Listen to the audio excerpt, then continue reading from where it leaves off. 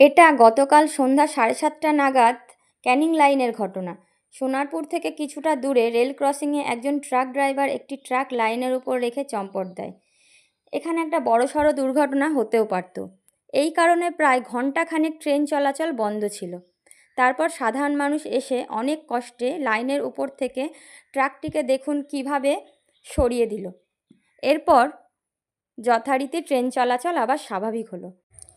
প্রতিদিন আমরা এত এত দুর্ঘটনা ঘটতে দেখছি, তবুও মানুষ সচেতন হচ্ছে না।